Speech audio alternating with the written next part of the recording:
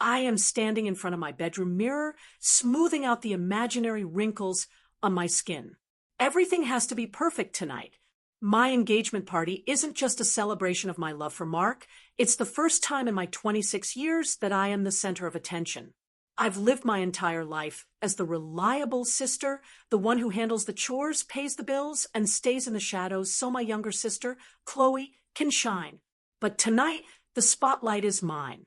The center of that spotlight is resting on my bed, a custom-made emerald green silk gown. It cost me 4 months of savings. It's not just a dress, it's a statement. It's the physical manifestation of my hard work and the fact that I'm finally choosing myself. When I saw it in the boutique window, I knew it was meant for this moment. It has a high slit, a draped neckline, and a glow that makes me feel like a queen. I hear a soft knock at the door. It's my mother. She doesn't look at me. She's busy checking her own reflection in the hallway mirror. Maya, hurry up. Chloe is already downstairs, and she's nervous about being around Mark's high society friends. You know how she gets when she feels out of place. I bite my lip, the familiar sting of resentment bubbling up. It's my engagement party, yet I'm being told to hurry, so I can comfort Chloe. I'll be down in 10 minutes, Mom, I say, trying to keep my voice steady. I just need this one moment.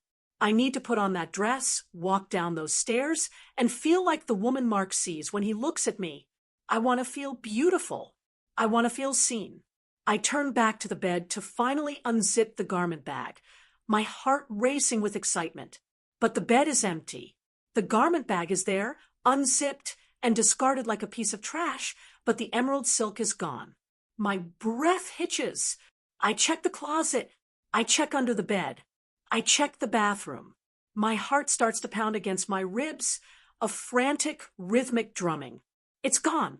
The dress is gone. I run into the hallway, screaming for my mother. Mom, my dress. It's gone. Someone took it. My voice cracks. I feel like the floor is tilting beneath me. I hear laughter coming from the backyard, where the party is already starting. I stumble to the window and look down at the patio. That's when I see her. Chloe is standing by the fountain, a champagne glass in her hand. She's laughing, tossing her blonde hair back. And she's wearing it. She's wearing my emerald silk gown, the fabric hugging her curves in a way it was never intended to. She looks like a goddess, and the guests are already circling her, showering her with compliments. That was the moment everything changed. I feel the air leave my lungs. I am standing in my slip, shivering in the center of my room, while my sister is downstairs wearing my identity. I look at the clock. The party started 5 minutes ago. Mark is down there. His parents are down there. And Chloe is standing in my place, wearing the one thing I bought to make myself feel whole. I grab a basic black wrap dress from the back of my closet. It's old, a bit faded, and it makes me look like a ghost of the person I was supposed to be tonight. My hands are shaking so hard I can barely tie the waist. I don't even fix my makeup. I just walk down the stairs, every step feeling like a descent into a nightmare I can't wake up from. When I reach the patio, the heat and the scent of expensive perfume hit me like a physical blow. I see Mark first. He's standing near the bar, looking confused. When he sees me, his eyes widen, then drop to my plain black dress. Then his gaze flickers over to Chloe, who is still the center of a growing crowd. He looks back at me, his brow furrowed in a question I'm not ready to answer. I walk toward Chloe. My vision is tunneling. I can hear my pulse in my ears. As I get closer, I hear her voice, sweet and melodic, the voice she uses when she's performing for an audience. Oh, thank you. Yes, it's custom. I just felt like tonight needed something vibrant, to celebrate my sister's big day. I stop 3 feet away from her. The guests go quiet as they notice the contrast between us. Chloe turns, her eyes widening in mock surprise. She doesn't look guilty. She looks triumphant. There is a glint in her eyes that says she knew exactly what she was doing. She didn't just take a dress. She took the air out of my lungs. Maya, there you are, she chirps, stepping forward to hug me. I stiffen, my arms dead at my sides. She whispers in my ear, her voice a sharp contrast to her public sweetness. You always said you wanted me to look my best for your big night, right? Don't make a scene, Maya. You'll just look like the jealous older sister. Again. I pull back, looking at her. My own sister. I look at my mother, who is standing nearby, sipping wine. She meets my eyes, and then quickly looks away, smoothing her hair. She knew. She saw Chloe put it on. She probably helped her zip it up. I trusted them. I trusted my own blood to let me have just one night, and they sold me out for a photo op. That's my dress, Chloe. I say, my voice trembling. It isn't loud, but in the sudden silence of the patio, it carries. A few guests gasp. Mark starts to move toward us, his face clouded with concern. Chloe's bottom lip quivers, a practiced move she's used since she was 5 years old to get out of trouble. What do you mean, Maya? You told me I could borrow something. She looks around at the guests, her eyes filling with tears. I'm so sorry. I must have misunderstood. I just wanted to make you proud. I didn't realize you'd be so upset. She makes it sound like I'm the aggressor. She makes it sound like I'm a bully for wanting my own clothes. I feel invisible. I am standing in a crowd of 50 people at a party thrown for me, and I am the most unimportant person in the room. I look at Mark. He reaches for my hand, but I pull away. I can't be touched right now. If someone touches me, I'll shatter into a million pieces. I turn and run. I don't go back into the house. I run toward the gate, toward the street, toward anywhere that isn't here. I find myself sitting on a park bench 3 blocks away. The night air is cool, but I'm burning up. My phone is blowing up with texts. Mark, Maya, where are you? Let's talk. My mom, you're embarrassing us. Come back and apologize to your sister. She's inconsolable. Chloe, I can't believe you'd try to ruin your own party over a piece of fabric. You're so selfish. I stare at Chloe's text until the words blur. Selfish? I've spent my life being the unselfish one. I gave up my college fund so Chloe could go to a private art school. I stayed home to take care of our father when he was sick so Chloe could travel. I have spent a decade being the supporting character in the Chloe show, and the one time I tried to take the lead, she sabotaged me. The betrayal isn't just about the dress. It's about the fact that they don't see me as a person.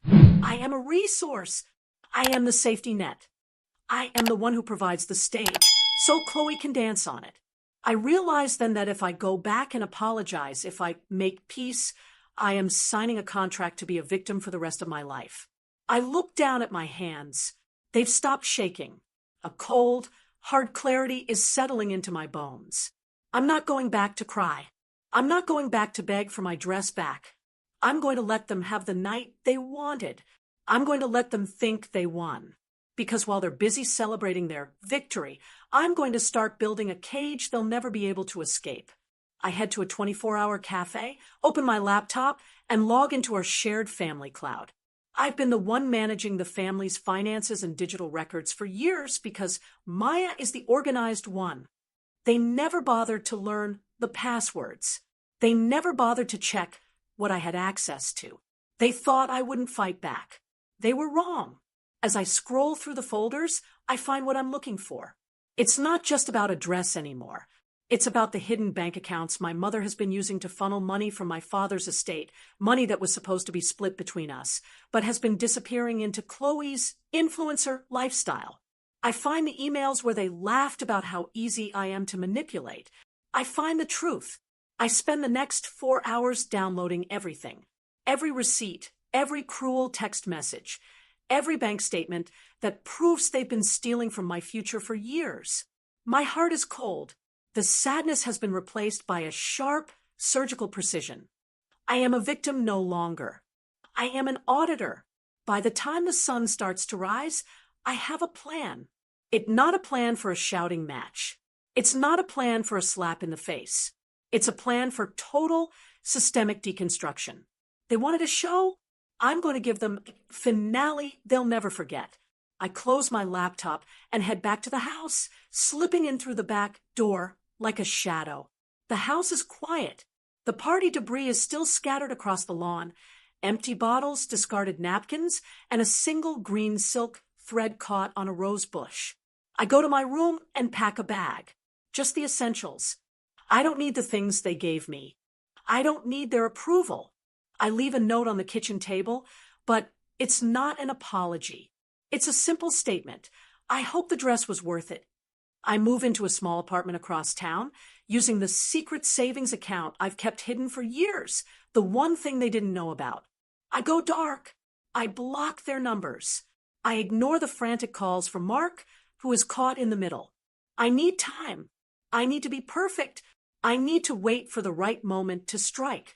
2 weeks later, Chloe announces her big career launch party on Instagram. She's managed to spin the engagement party drama into a family reconciliation narrative, portraying herself as the grieving sister trying to hold a broken family together. She's wearing the green dress in the promotional photo.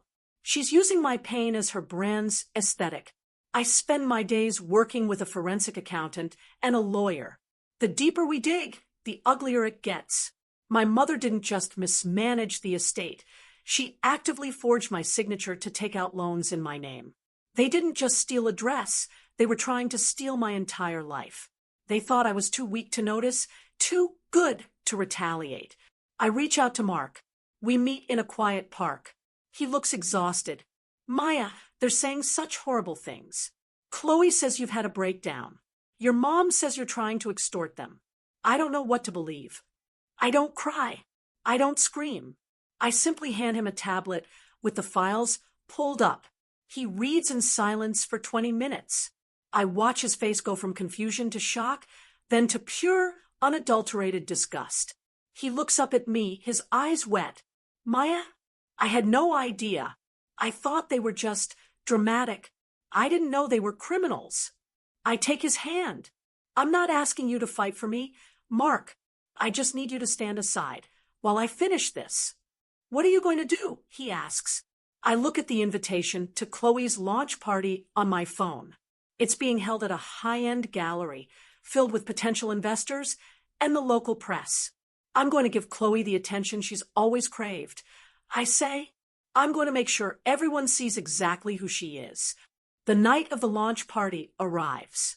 I've spent every penny of my remaining savings on a new look, not a green dress. This time, I'm wearing white, a sharp, tailored power suit that makes me look like a weapon. I have the legal documents in a sleek leather portfolio. I have the truth as my backup. I arrive late, just as Chloe is taking the stage to give her visionary speech. The room is packed. My mother is in the front row, beaming. Chloe looks radiant, once again wearing a dress that looks suspiciously like another one of mine, a vintage piece she must have raided from my storage boxes. She starts to speak about authenticity and the power of sisterhood. I walk down the center aisle. The clicking of my heels on the marble floor cuts through her speech like a knife. Chloe stops talking. Her face pales. My mother stands up, her hand flying to her throat. The crowd murmurs, sensing the shift in the atmosphere. This isn't the broken, unstable sister they were told about. This is someone else. Maya, what are you doing here?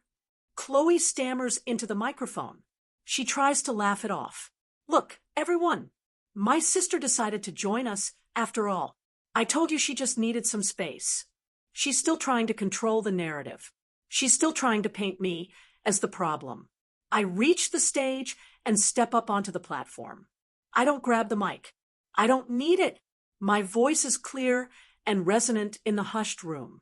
I'm not here for a reconciliation. Chloe, I'm here for a settlement. I open the portfolio and pull out the first document, the forged loan application with my signature clearly faked next to her own handwriting. I hand it to the person in the front row, a prominent local journalist. Then I hand the next one, the bank statements showing the theft from the estate, to the gallery owner who is hosting the event. I continue moving through the front row, handing out the physical proof of their betrayal like party favors. My sister likes to wear things that don't belong to her, I say, looking directly into the camera of a social media influencer who is live streaming the event. She wore my engagement dress. She wore my trust. And now she's wearing the debt she stole from my future. But tonight, the bill is due. The room erupts into chaos. My mother is screaming at me to stop, calling me a monster and a traitor. Chloe is sobbing on stage, but they aren't the tears of a victim. They're the tears of a cornered predator. The journalists are scrambling to get photos of the documents. The investors are already heading for the exits, wanting nothing to do with a family under legal fire. I look at my mother. You didn't just lose a daughter tonight. I tell her, my voice cold, you lost your golden goose. The locks on the house have been changed. The accounts are frozen. I've filed a formal police report for the forgery and embezzlement. You have 24 hours to vacate the property. She looks at me with pure hatred. How could you do this? We're family. I laugh, and it's the most honest sound I've made in years. Family doesn't steal your life and wear it like a costume. Family doesn't make you feel invisible. You didn't treat me like family, you treated me like an ATM. Now, you're just a stranger with a legal problem. I turn to Chloe. She's slumped against the podium, her launch in ruins. The emerald green dress, the one she stole, is lying in a heap in my apartment, but the one she's wearing now is stained with her own tears. Keep the dress, Chloe. I say, you're going to need something to wear to court. I walk out of the gallery without looking back. Mark is waiting for me by the car. He doesn't say anything, he just opens the door. As we drive away, I feel a weight lifting off my chest that I didn't even know I was carrying. The perfect sister, the reliable daughter, she died in that emerald dress. The woman sitting here now is someone new. I look out the window at the city lights. I have no family left. I have no home to go back to. My reputation is tied to a scandal that will take months to clear. But for the first time in my life, I can breathe. The air is cold, but it's mine. I am no longer a shadow. I am the light. The karma isn't just about the money or the public shaming. It's about the silence that follows. The silence of a phone that no longer rings with demands. The silence of a room where I don't have to apologize for existing. I lost them all, but I found the one person I had been ignoring for 26 years. Sometimes losing your family is the price of finding yourself.